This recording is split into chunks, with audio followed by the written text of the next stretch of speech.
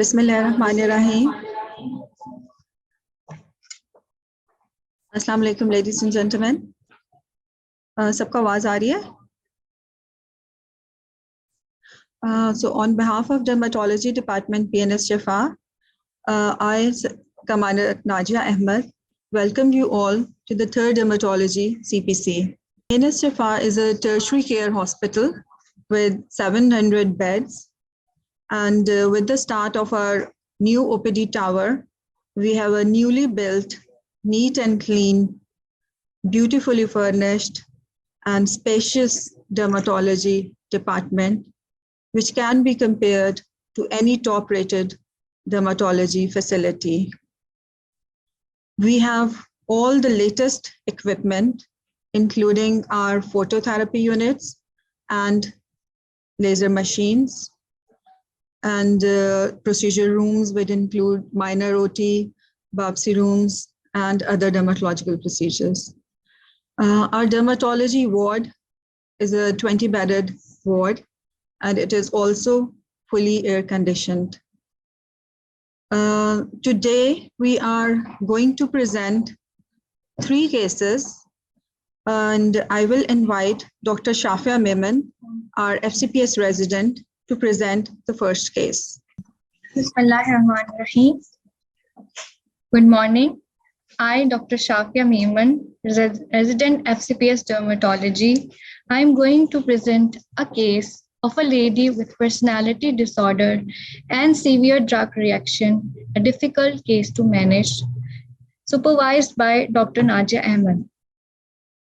So 44-year-old unmarried lady, resident of Karachi, known case of diabetes type 1 for 30 years and borderline personality disorders for 3 years. She presented in ER with the complaints of fever, sore throat, generalized redness with painful peeling of skin and oral erosion for 4 days.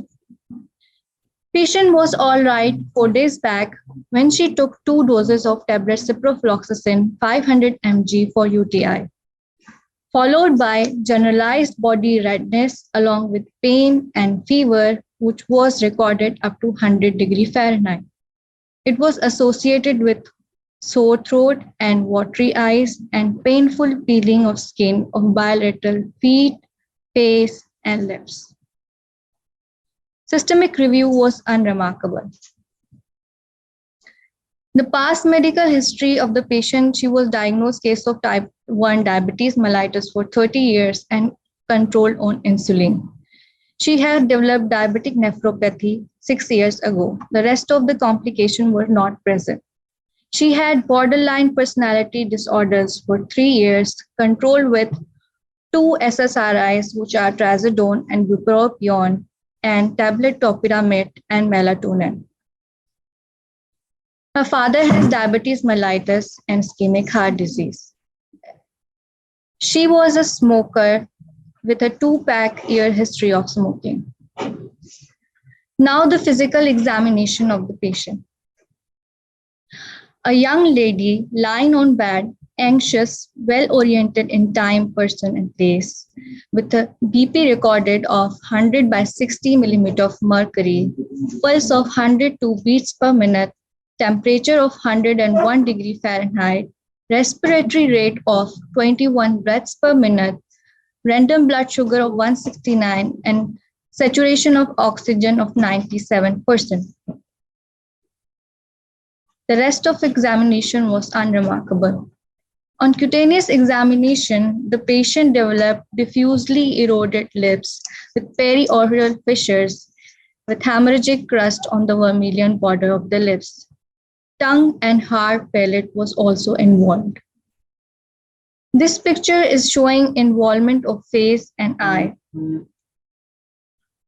Irregular papules and macules of varying sizes scattered over abdomen, legs, back, chest, and few on the arms. There were blisters on the bilateral feet. Peeling of skin of face and feet was there, and body surface area involved was 11%. No typical or atypical targetoid lesions were seen, and Nikolsky sign was positive. Systemic examination was unremarkable. So the differential diagnosis. The first differential that kept was Steven-Johnson 10 spectrum, second pemphigus vulgaris, and then the staphylococcal scalded skin syndrome. Now comes the investigation part. On hematology, there was hemoglobin of 10.7 with low MCV and platelet count of 121,000. RFTs were normal, but sodium was low and bicarb, but potassium was high.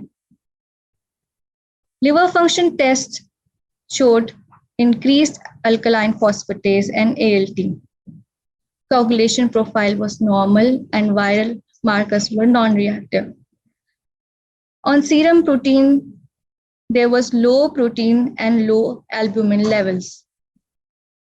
On urine RE, there was positive glucose and positive serum protein. The rest of the examination were normal, and the skin biopsy was refused by the patient.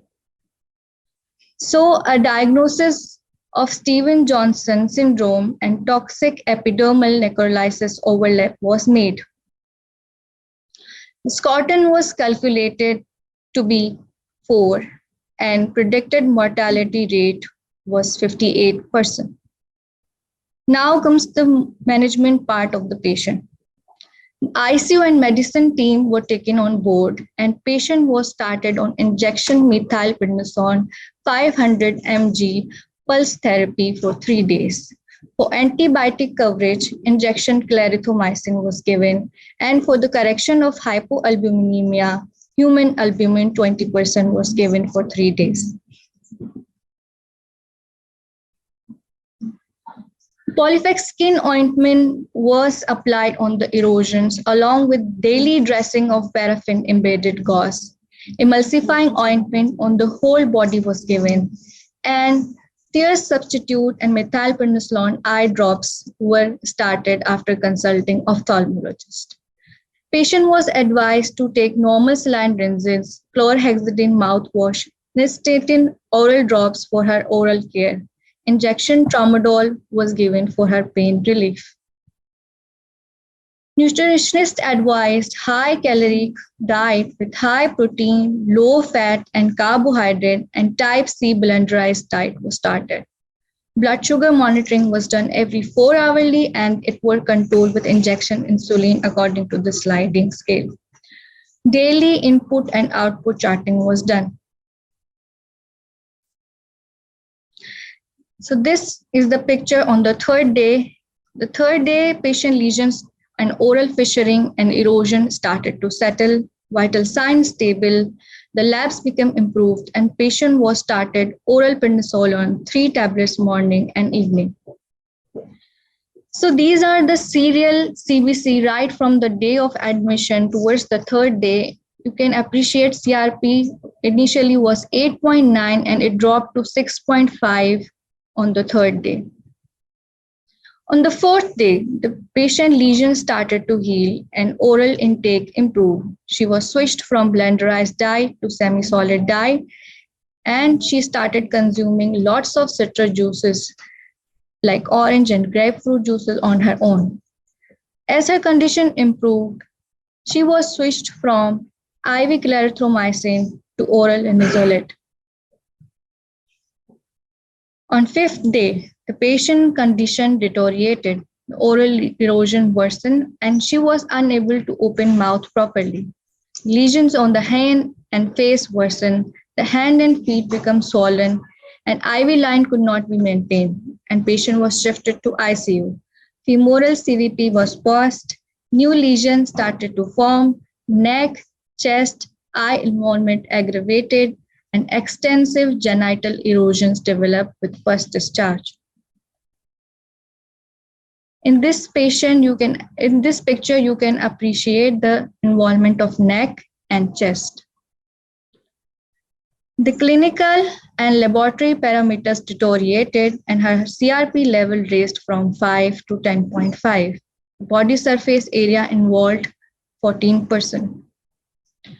She was started on IV hydrocortisone 100 mg TDS, linezolid was stopped, clarithromycin was started again, and gentle nursing care was given.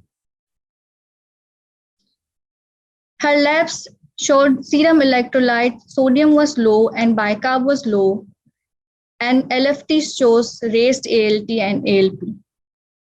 Scoton was calculated and it was found to be 4 with a mortality rate of 58%. ABCD10 score was calculated and it was found to be 2 and the mortality rate of 12.3%. Patient was extremely difficult to manage because of her borderline personality disorder and uncooperative behavior. She started to improve slowly in 2 weeks. Steroids were tapered from 3rd weeks onward. Gradually, all her erosion healed and clinical and lab parameters became stable, and she was discharged after 1 month. These pictures are of the day of the discharge, showing marked improvement in the patient lesions and her all erosions healed. Now comes the topic discussion part. The Stevens-Johnson syndrome spectrum is a rare, acute, potentially fatal skin reaction characterized by epidermal loss and multi-site mucositis accompanied by systemic disturbance. 85% of the cases are caused by medication. A latent period between the drug initiation and onset of SJS10 always occur. Mostly it is 7 to 10 days, but can range from 5 to 28 days. And the body surface area involved is less than 10%, then it is SJS. When it's between 10 to 30%, then it's SJS10 overlap. If it's more than 30%, then it's 10. These are the commonest drugs causing SJS10, among which the commonest is the allopurinol, anticonvulsants, sulfa drugs, and sulfa antibiotics. There is an interplay between drug-induced cytotoxic CD8 positive T cells and soluble factors like TNF-alpha, interferon gamma, causing keratinocyte damage of both skin and mucous membrane. The triggering factors like Fas ligand, granzyme, perforin, and granulation, they induce apoptosis of the keratinocytes.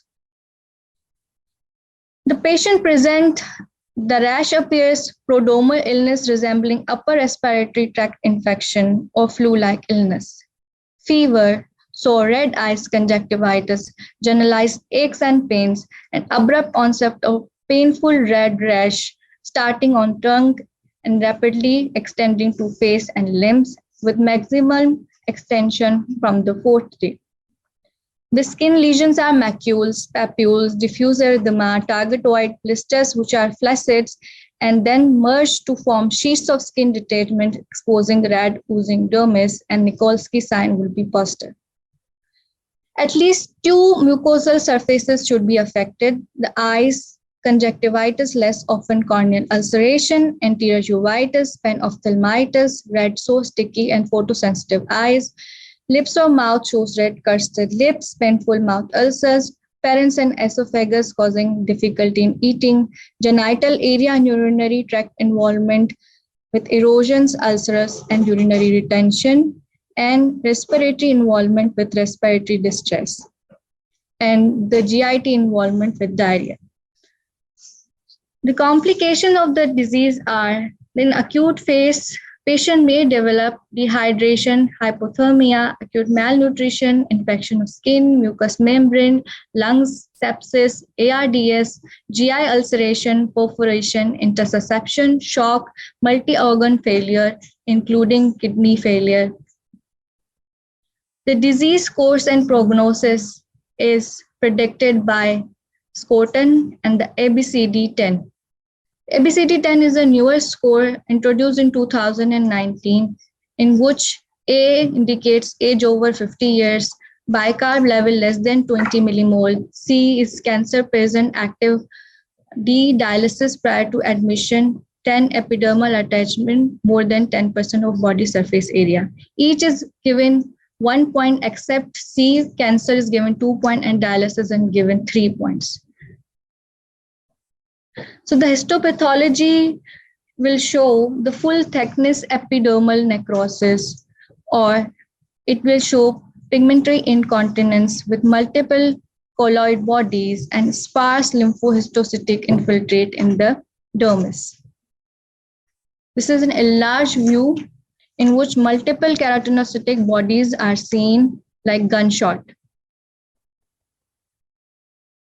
Now comes the management part of it. The first line is we first withdraw the culprit drug. All the drugs which patient has consumed in the over period of 2 months should be inquired. If epidermis loss is more than 10% then body surface area, then transfer the patient to an intensive care unit or a burn unit. Institute supportive care with particular attention to heated environment, fluid replacement, nutritional regime, analgesia, prevent and treat infection and daily dressing of the patient.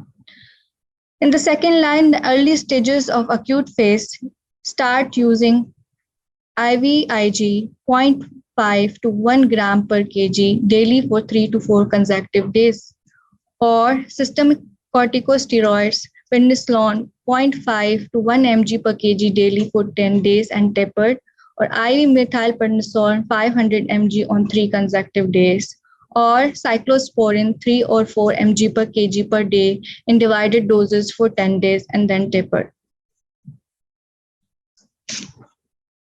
Now the case reports. In our patient, the first cause that could have worsened the patient condition on her 5th day could be linezolid administration. We found a case report supported the evidence in which toxic epidermolysis necrosis occurred after the linezolid administration. It was published in November 2014. And the second cause was ciprofloxacin-induced SJS along with consumption of grapefruit juice. The grapefruit juice is cytochrome P453A4 inhibitor, and it is the ciprofloxacin is metabolized by the same enzyme. So the grapefruit juice could induce and increase the toxicity of the ciprofloxacin. Thank you. Thank you, Dr. Shafia, for an excellent case presentation. So we had 3 main objectives behind presenting this case. Firstly, it is one of the very few dermatological emergencies. Therefore, every resident should know how to manage a case of Stevens-Johnson /10. Usually systemic steroids are given in such cases. Steroids have beneficial effect in initial phase, but if continued beyond 2 weeks, they can lead to delayed healing and increased risk of sepsis. So they have to be given really carefully. Most important in this case is the nursing care. Such cases have to be managed like burn cases. Secondly, the incidence of initiating or aggravating Stevens-Johnson or 10 with linezolid is quite rare. We could find only a few case reports in that respect. So here we had those 2 factors, linezolid and the citrus juices like grapefruit and orange juices, after intake of which the condition again aggravated.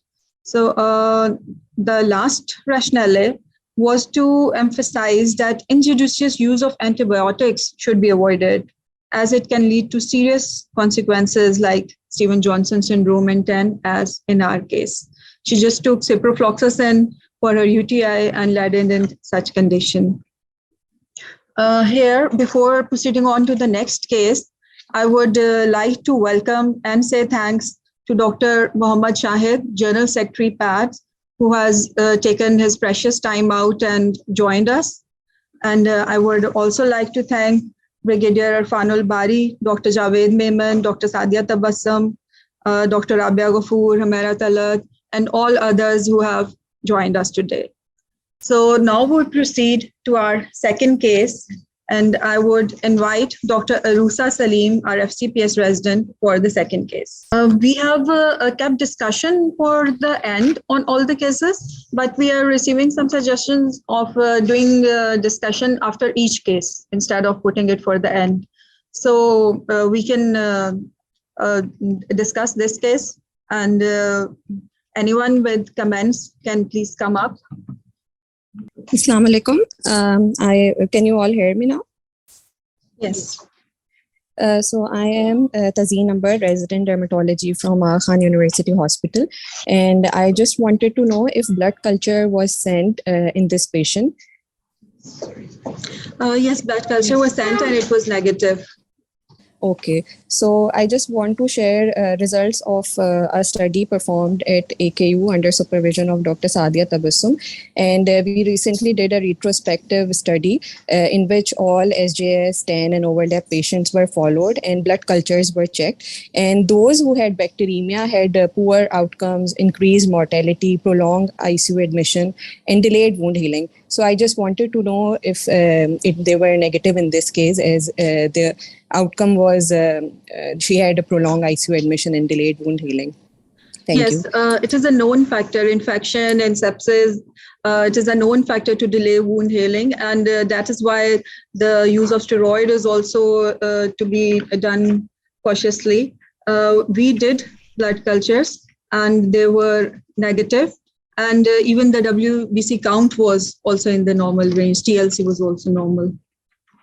In our case, probably the reason for delayed response was firstly the second episode or the aggravation that the patient suffered. And secondly, she was a case of borderline personality disorder, and she had a lot of issues about cooperation and compliance. And even to talk to her, we had to spend an hour to convince her to talk to us. So it was a really difficult case in that aspect. Okay, ma'am, thank you. And another question, if I may ask, that if psychiatry input was taken in this case because she was on multiple antipsychotic drugs. Psychiatric consultation was being done on daily basis, and the medical team was also seeing the patient on daily basis. Thank you so much. Thank you.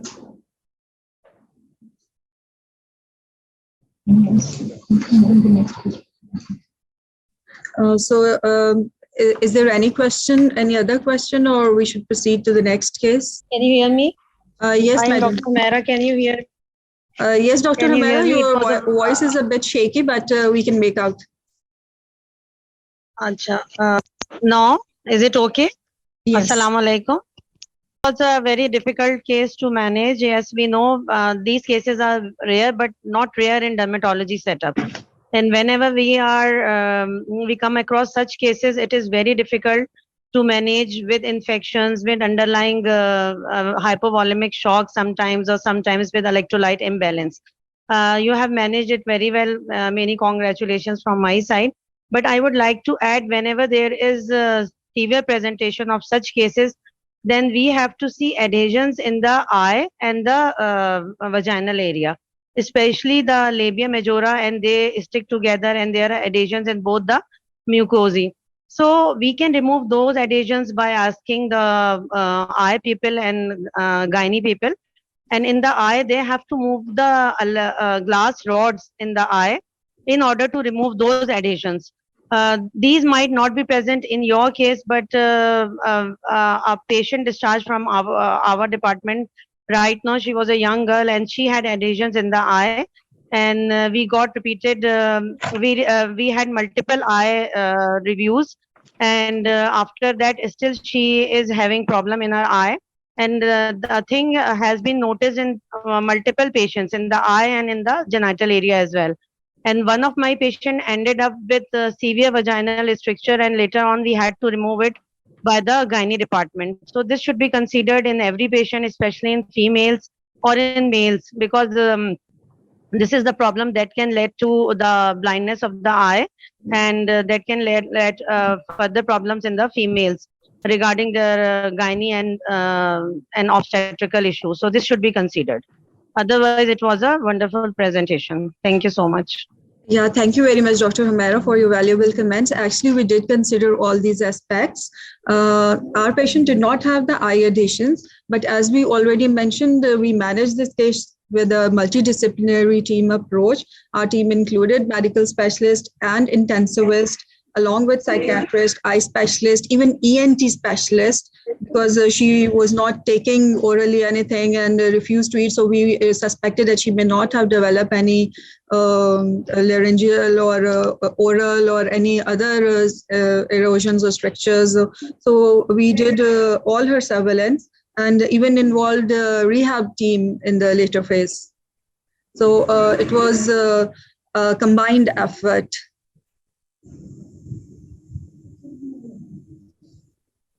Okay, now I would like to invite Dr. Arusa Salim for the second case. Bismillahirrahmanirrahim. Assalamu alaikum everyone. I'm Dr. Urusa Salim, FCPS trainee at PNS Shifa Hospital, Karachi. And today I'm going to present a case of a lady with right periorbital swelling. And this case was supervised by Associate Professor Dr. Najia Ahmed. My patient is a 58 years old housewife, resident of Karachi, Sindh, known case of hypertension. She was reported in dermatology OPD on 25th of May 2019 with a complaint of recurrent right periorbital swelling for the last 3 years. According to my patient, she was in her usual state of health 3 years back. Then she developed swelling, which was started from the right lower eyelid and gradually progressed to involve the right upper eyelid over the period of 2 months. And it was associated with mild redness, while not associated with any other skin lesions, pain, itch, headache, or fever. It was aggravated by some food, while relieved temporarily with medications. There is no history of photosensitivity, night sweats, weight loss, lumps in neck, axilla, or inguinal area. There is no history of recent trauma, vaccination, infection, or acupuncture prior to these lesions. There is no involvement of skin of other areas of body, nails, hairs, and mucosa. Her general systemic review was unremarkable except for history of gastritis and on and off constipation. She took tablet lisinopril for hypertension once daily. She took different medication for her skin disease. Her allergic history, family history, and personal history was unremarkable. On physical examination, a middle-aged obese lady of average height, cooperative, and well-oriented in time, place, and person. Her blood pressure on presentation was 140 by 90 millimeter of mercury, while other vital signs are in normal limit. Her general physical examination was unremarkable. On cutaneous examination, there was a unilateral diffuse right periorbital swelling, which was mildly erythematous, non-tender, soft in consistency. The local temperature of that swelling was normal. It was more prominent on right upper eyelid than lower one. And due to that swelling, patient was unable to open her eye properly, while remaining cutaneous and ophthalmology examination was unremarkable. Her systemic examination were also unremarkable. Now, case summary.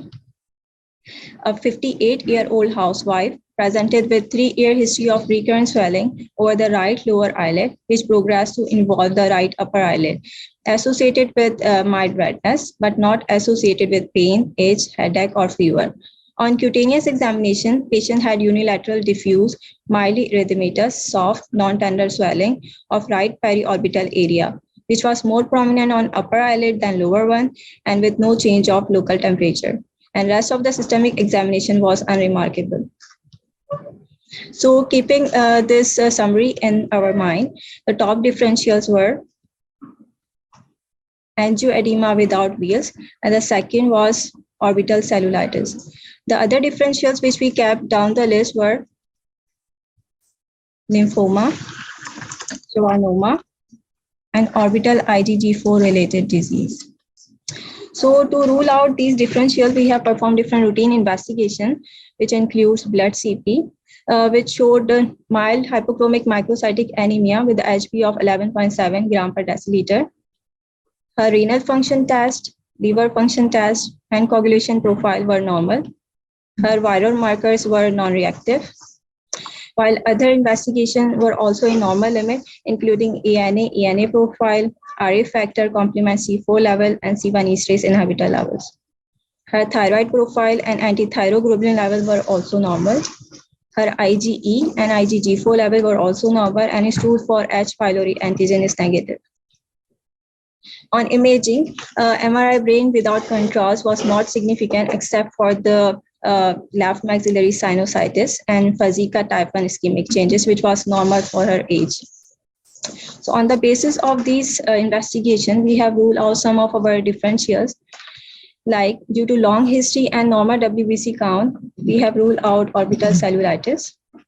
And as MRI brain finding were inconsistent with the differentials of lymphoma and schwannoma, so we have ruled out these differentials as well.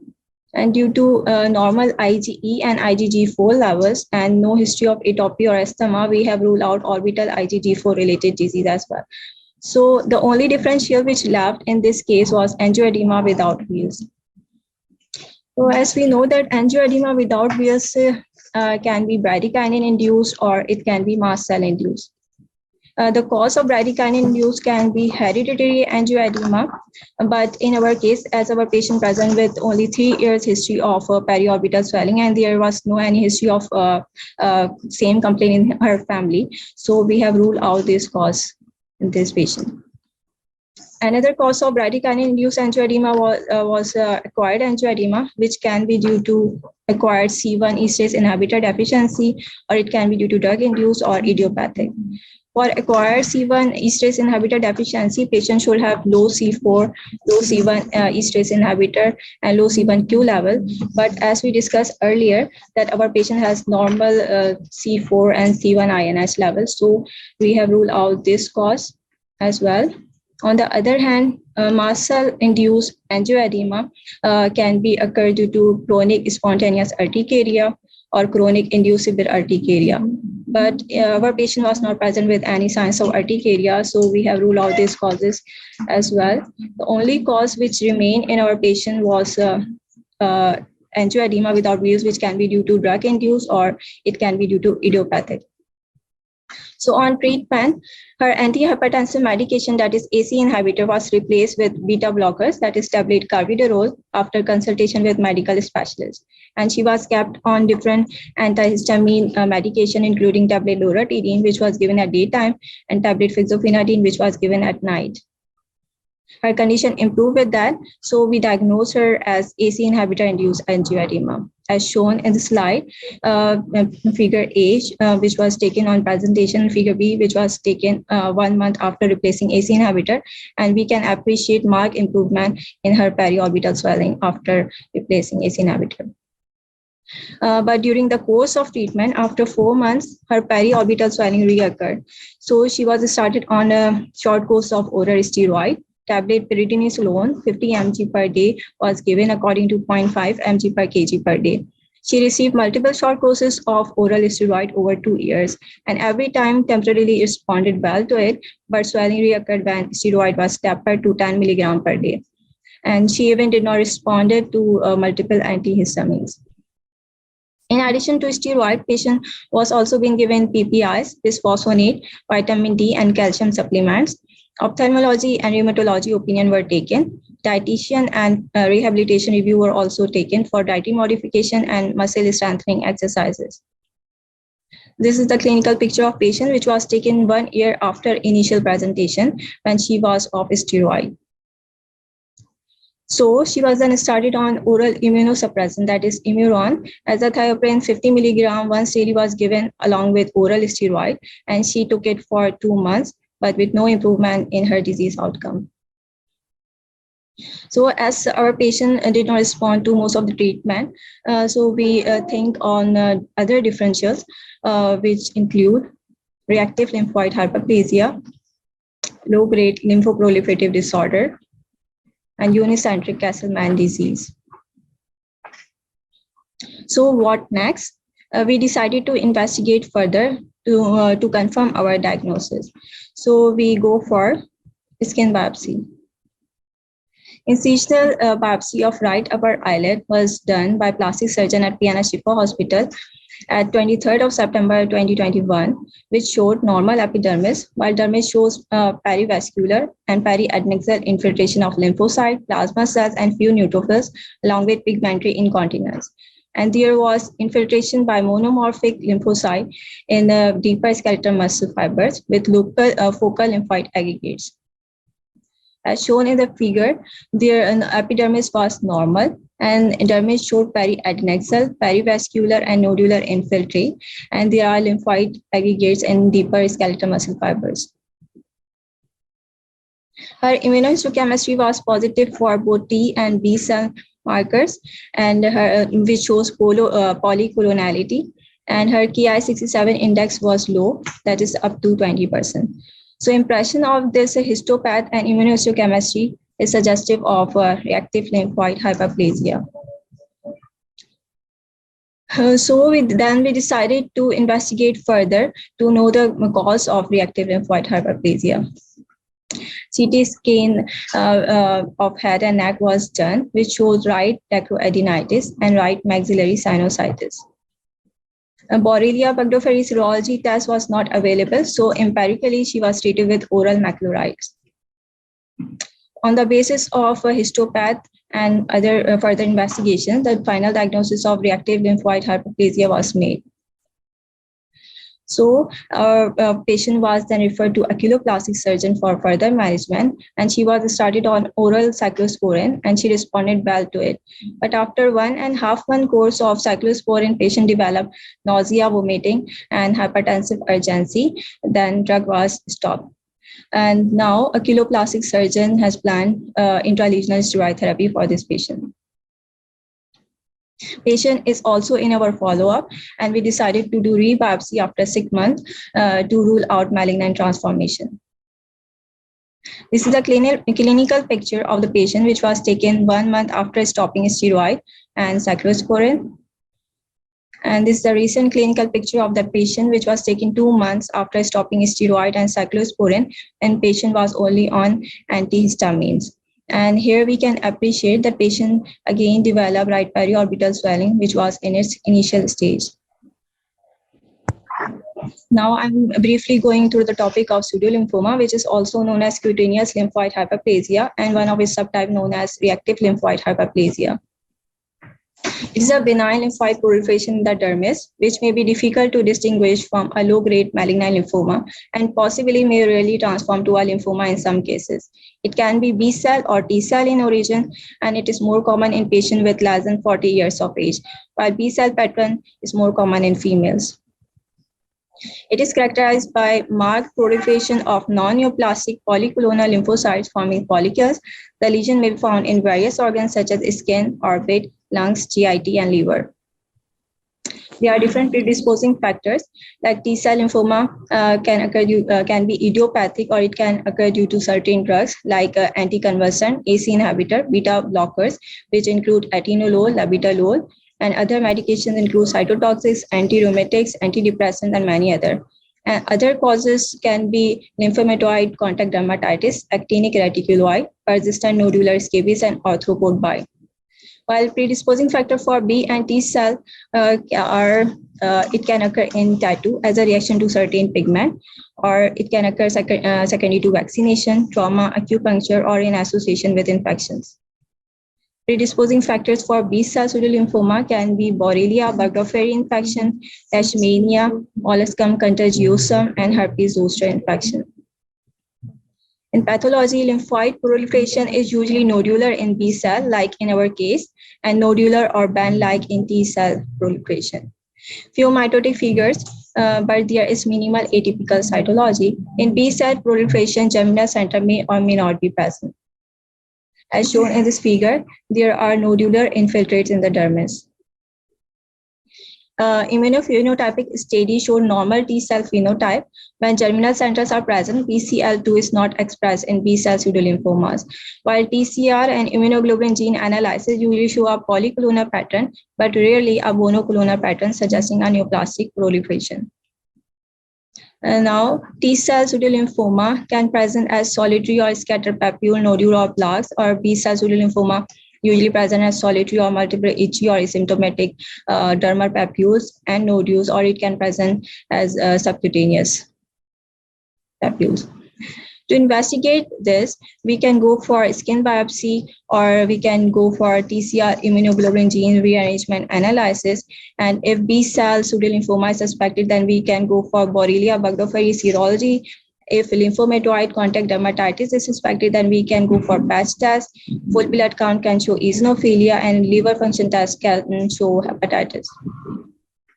For management, cause should be removed. Oral antibiotics can be given if the Borrelia serology is positive. And for localized disease, excision can be done. Topical steroid can be used to relieve itch.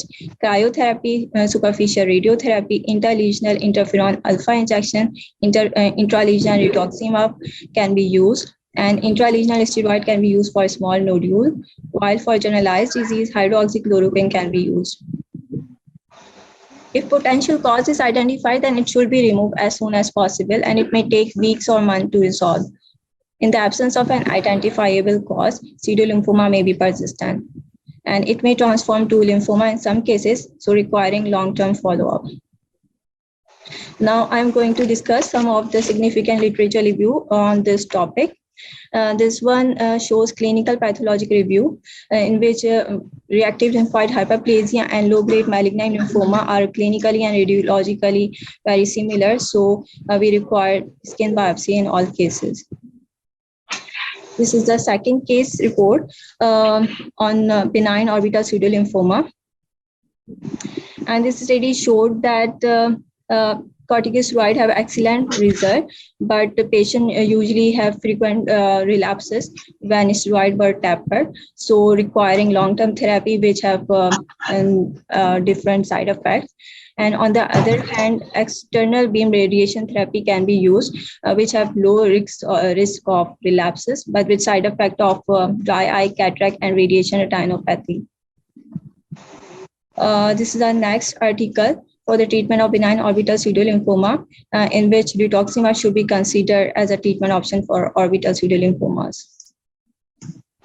And this is the last case series in which intraorbital corticosteroid injection were used for orbital reactive lymphoid hyperplasia. And this study showed that intraorbital injection of corticosteroid may be useful treatment for reactive lymphoid hyperplasia of anterior orbit, but in this study, significant proportion of patients may require repeat injections. That's all. Thank you. Okay, now I would like to invite Dr. Shakila Junaid, our consultant dermatologist, for her comments on this case. Thank you so much, Dr. Rusa, for a wonderful presentation. I'm Dr. Shakila Junaid. I just want to add few points, like when we don't get response of a common case to the optimal therapy, we should consider for the alternative diagnosis, and we should investigate accordingly to reach the proper diagnosis and should manage accordingly. Like in our case, initially we were thinking, because the presentation was very much similar to angioedema, and we were treating her on the line of angioedema, but she was not responding to that. And then we had a suspicion of other diagnosis, differential diagnosis, and we investigated her further, and we found that she is not having angioedema, but she is having the lymphoid hyperplasia. So it's very important to do further investigations and to reach the diagnosis. As in our case, ACE inhibitor or recurrent angioedema, both can be the contributing factor to reactive lymphoid hyperplasia. So timely diagnosis and management can prevent complications, as there is a risk of development of lymphoma in reactive lymphoid hyperplasia. So we should be following her up every 6 months and doing biopsy to see the malignant transformation. Thank you so much. Thank you very much, Dr. Shakila, for her valuable comments. As you have all seen, the lady's initial history was in keeping with angioedema, and we narrowed it down to the ACE inhibitor-induced angioedema, and she did respond initially after substituting her ACE inhibitors. But after a few months, she again developed swelling in the same location, which was confirmed to be reactive lymphoid hyperplasia on her biopsy. ACE inhibitors are known to cause reactive lymphoid hyperplasia, but initially, since the swelling remained subsided for a few months after stopping ACE inhibitors, so we assume that ACE inhibitors were causing angioedema, and probably recurrent angioedema could have led to reactive lymphoid hyperplasia. However, we could not find any case reports of angioedema leading to reactive lymphoid hyperplasia, and we may report this case, or other research may need to be done. Now the house is open for discussion, so I would like you to for your comments and questions. Assalamu alaikum. Are you speaking?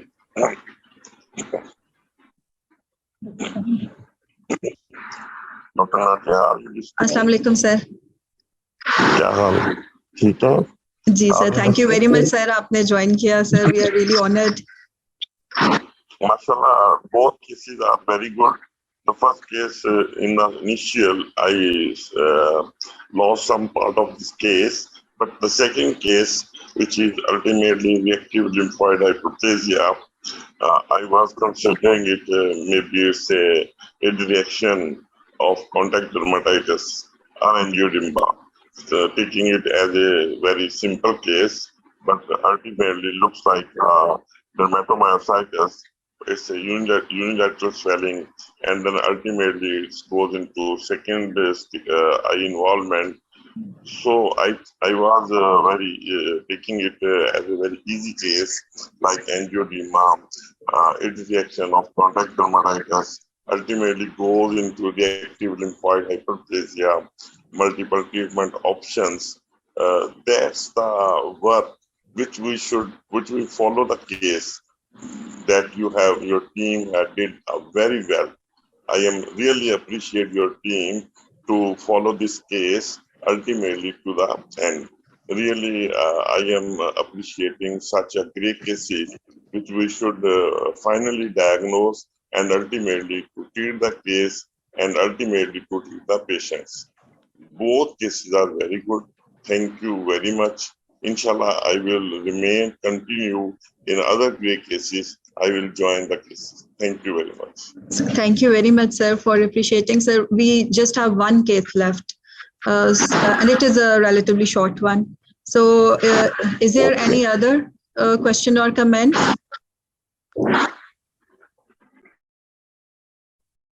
So I would like to request Brigadier Irfanul Bari, who is with us. So, sir has also seen this case in the initial phases. So, sir, if you have any comments, sir, please. I'm sorry कि मैं इसको पूरा follow नहीं कर सका इस पूरे case presentation को. I was involved with some patient also in the clinic. So, but I'm really excited and feel proud के the progression of my department. I have been a part of it. Seriously, तो मैं देख रहा हूँ कि माशाल्लाह बड़े अच्छे case presentation है और ये एक academic activity जो है that we started quite long ago. So it's flourishing and progressing. So I really appreciate all these efforts which you people have done, and I wish कि ये इसी तरह आगे progress होती रहे. तो मैं ये इस केस को follow नहीं कर सका ये last second वाला केस, इसलिए मतलब I'm not in a position to comment on this. Okay, sir. Thank you very much, sir. Sir, your presence is enough for us, sir. Thank you very much for joining us. So now we should proceed to the third case. I would invite Dr. Uneza Hassan to present the third and the final case. Bismillahirrahmanirrahim. A very good morning to everyone.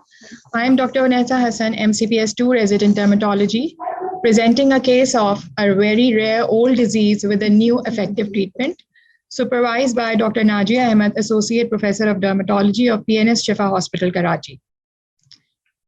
A 62-year-old housewife, resident of Kashmir, Interior Sindh, with no known comorbids, reported in dermatology OPD on 15th of December 2021, with presenting complaint of multiple firm nodules in left ear for 8 years. These are images of our first visit to us. My patient was in usual state of health, then swelling started in her left ear.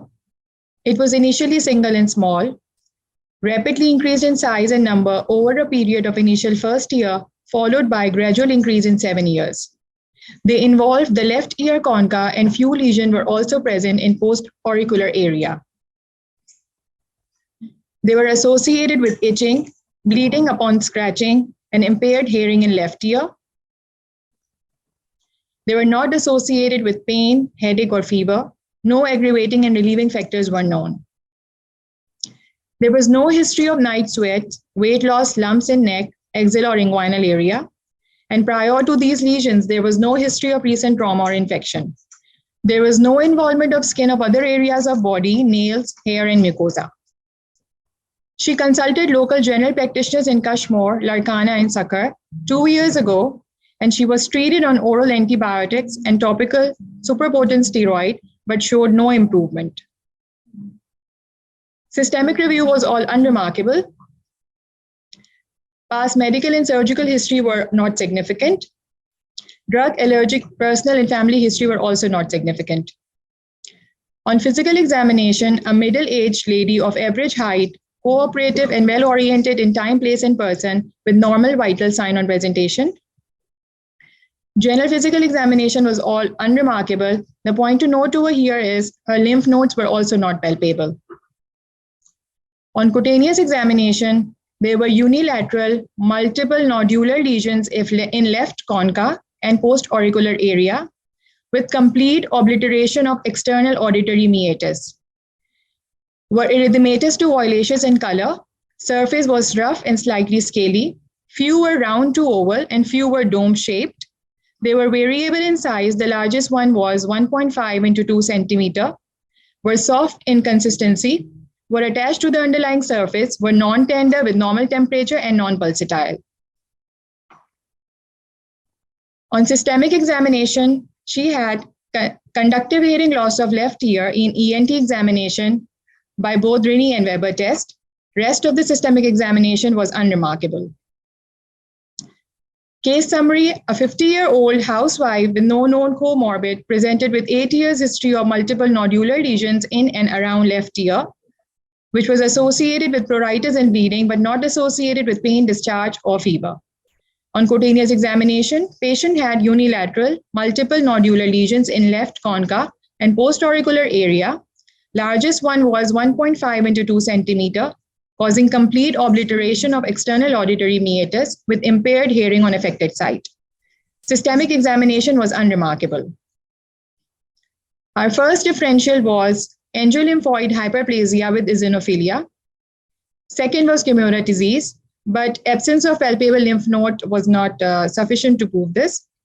Other differential diagnosis includes Hodgkin lymphoma and angioimmunoblastic T-cell lymphoma. We decided to investigate our patient. Her hematology report was all negative, was all normal, but point to notice over here is her eosinophils counts were also normal, that is 4%.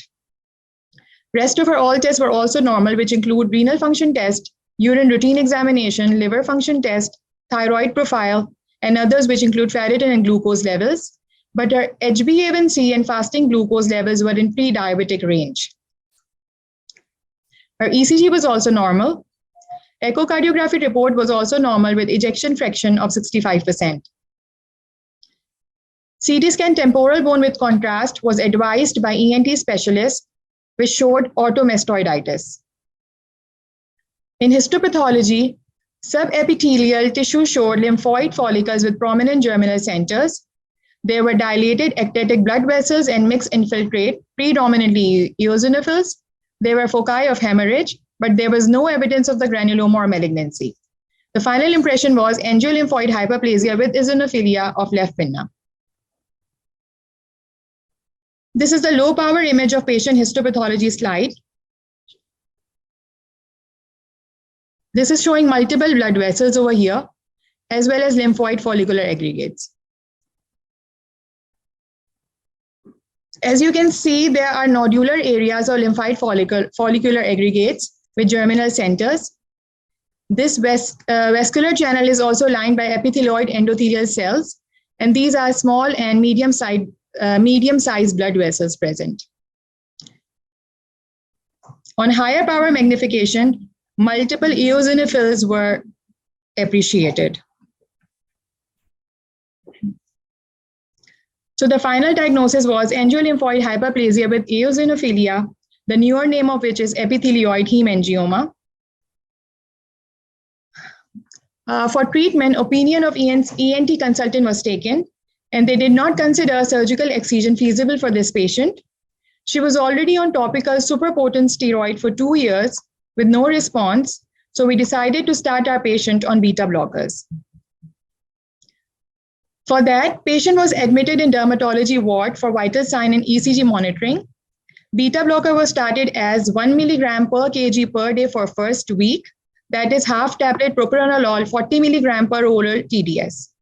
The dose was double, that is 2 milligram per kg per day after first week. That is tablet propranolol, 40 milligram per oral TDS. Patient was referred to medical OPD for pre-diabetic consult. Now the treatment response. These are the images showing the comparison of the initial presentation versus the 3 months post-treatment. As you can see, initially the nodules are quite large, completely obliterating external auditory meatus, and few nodular lesions were also present over here. In contrast, after 3 months, nodule size shrinked, external auditory canal is visible, and patient also acknowledged improved hearing. Lesions over here have completely resolved.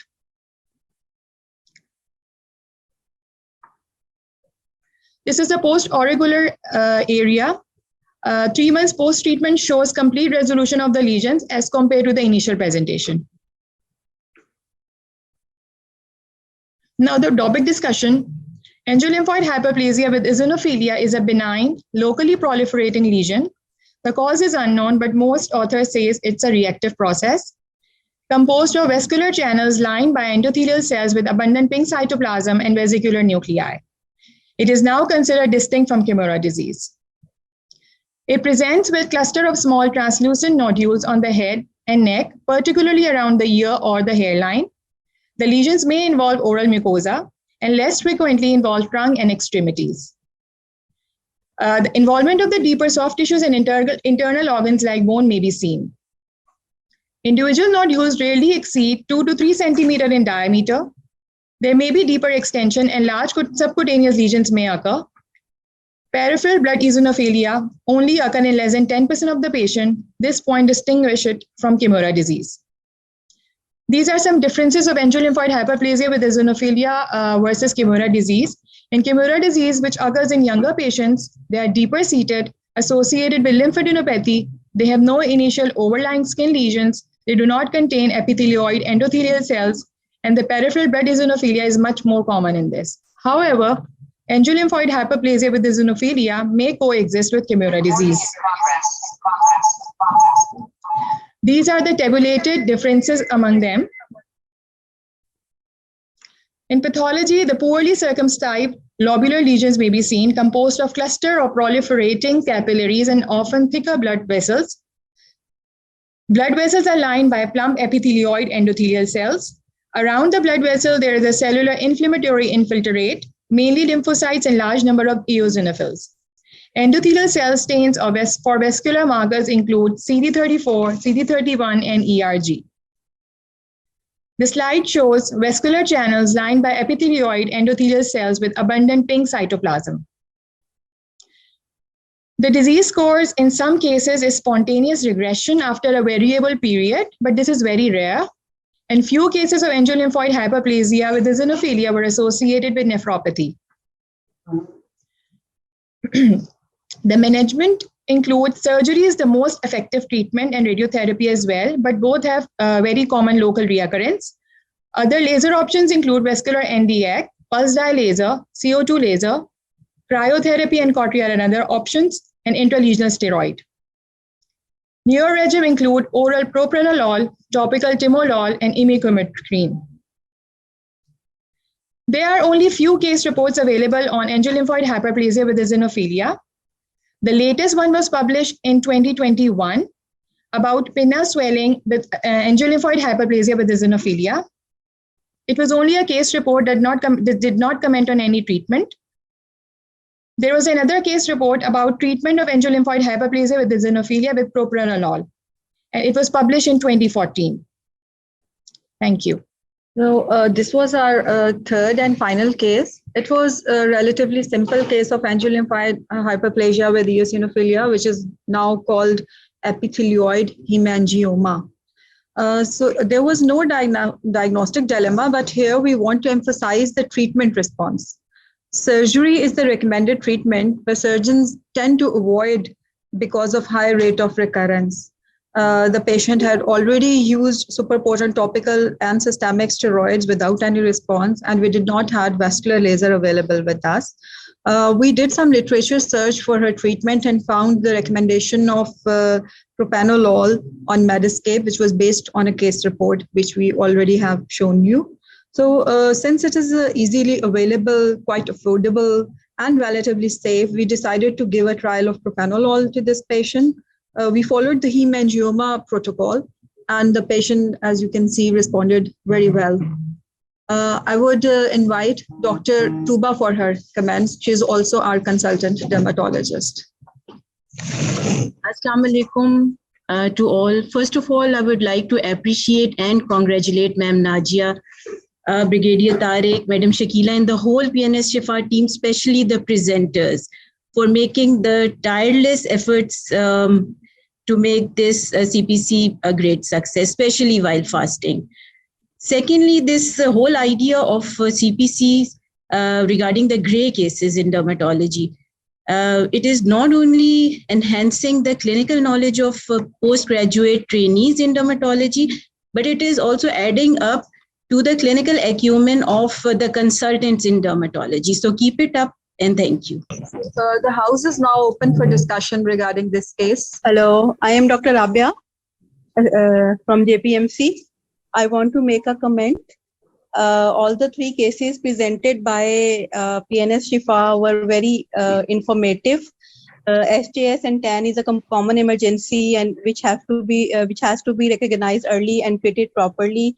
And if we, with good nursing care, we can have good prognosis as well and healing of the patient. Second case was also very rare and good case, and third case was the new treatment was used and which was very informative. I congratulate the team, PNS Shifa, Dr. Najia especially, because she has not only presented the good cases, but she is able to overcome the audio-visual issues which were there in last two CPCs. And today there was no audio-visual issue at all. It was very clear and it was very smoothly run. Congratulations, Dr. Najia. Thank you. Thank you very much, Dr. Rabia Ghafoor. We overcame these issues with your guidance. So thank you very much for guiding us as well. And I would like to thank our IT expert, Mr. Sohail, for his help in this regard. So we invite Madam Zarnas for her valuable comments, please. Assalamu alaikum. Nadia, I think Madam Zarnaz, there's some problem. Yes, sir. Audible. Yes, sir. So, but I would like to congratulate you and whole PNS Shifa team for this wonderful effort. माशाल्लाह very short time में आपने ये बड़ा अच्छा arrange किया और ये अच्छे cases manage किए और all the cases were very well presented. और मुझे I feel much proud कि I have been part of this institution और ये मेरे ही students जो हैं माशाल्लाह they are flourishing and progressing. It's really heartening to see them doing this और माशाल्लाह with your guidance, with your supervisorship और जो है एक legacy के साथ अपने PNS शिफा को लेके जा रहे हो तो I really proud of it और I congratulate all the participants and the whole team including the head of department, yourself, Dr. Shakila, Dr. Tuba for this wonderful effort and keep it up. Very well done. Thank you. Thank you very much, sir. Thank you very much, sir. Madam Sadia Tabassum, would you like to say something? So we would once again like to request Madam Zarnas if she can connect now, and for her valuable comments, we would like to invite Madam Zarnas. I'm sorry that I was in the way and not connect to you earlier, and I had completely forgotten about it, and I got involved in my regular chores. But Najia, whatever I've heard the comments last जो आपने किसी ने आप पे comment करा, पता है ये करना बड़ा मुश्किल है. You took the initiative, and this is your third meeting. And I feel that this should continue and you should do it in a regular way. And all the other people, all the other participants of different centers, if they have a good case, they should bring it up in your clinicopathological meeting for discussions and comment.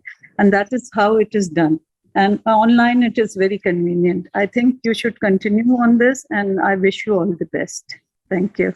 Thank you very much, Madam. Yes, Madam, you have very rightly said we are doing it on a monthly basis, and every teaching institution of Karachi is participating in it.